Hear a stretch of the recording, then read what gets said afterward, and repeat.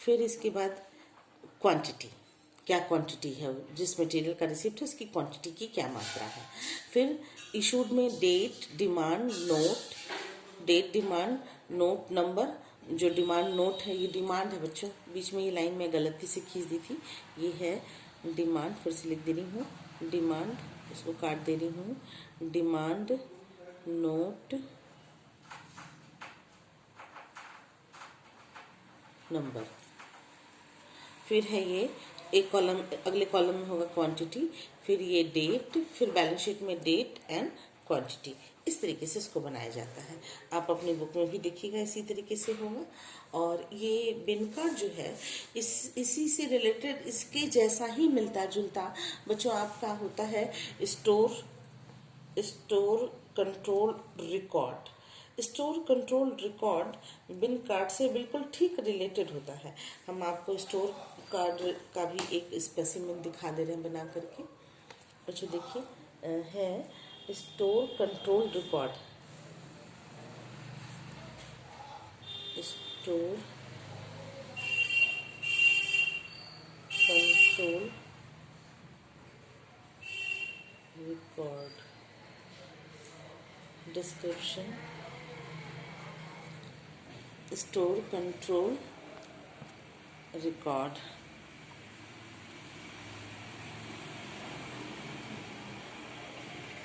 Descriptions,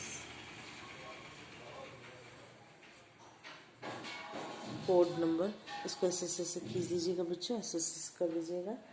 फिर है store, ऊपर लिखा रहता है स्टोर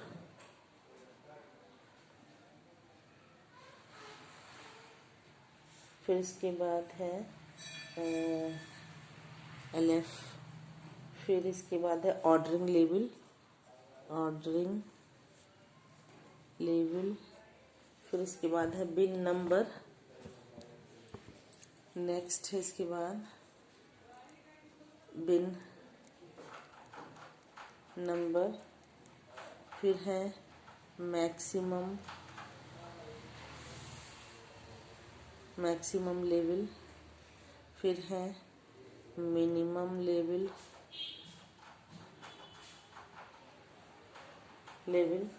इस तरीके से ये ऐसे बना दीजिएगा, ठीक है। मिनिमम लेवल, मैक्सिमम लेवल, इस तरीके से आप लिख दीजिएगा। इसके बाद एक लाइन ऐसे खींचा जाएगा और उसमें भी फिर 3 कॉलम बनाए जाएंगे। 3 कॉलम कौन कौन से देखिए, एक होगा रिसीव का, एक होगा इशू का, एक होगा रिसीविंग का, एक होगा इशू का और एक होगा बैलेंस का। इसको भी उसी तरीके से बनाए जाते हैं। ये है स्टोर कंट्रोल रिकॉर्ड और स्टोर लेजर, दोनों लगभग स्टोर लेजर। बच्चों इसको स्टोर लेजर भी इसी तरीके से बनाया जाता है, थोड़ा सा डिफरेंस होता है। इसमें स्टोर कीपर का इनिशियल होता है, इस वाले में स्टोर कंट्रोल रिकॉर्ड, और स्टोर लेजर में इस तरीके का कोई भी किसी का इनिशियल नहीं होता, केवल अकाउंटेंट का होता है जो लेजर मेंटेन कर रहा है। थोड़ा सा डिफरेंस समझिए। ये है रिसीव्ड लिखिए बच्चों, या रिसिप्ट लिखिए, रिसिप्ट भी होता है रिसिप्ट भी होता है।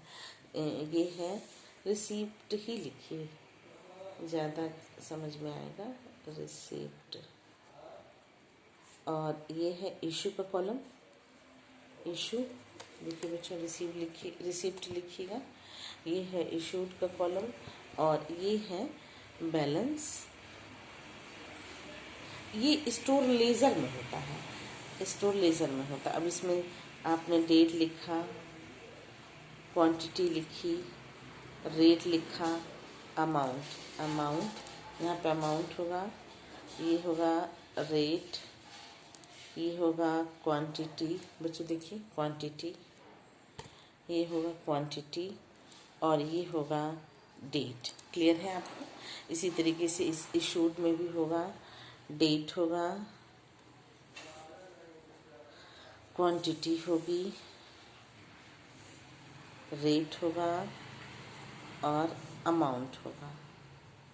इसी तरीके से बैलेंस शीट में भी होगा, डेट होगा, क्वांटिटी होगी, रेट होगा, अमाउंट होगा।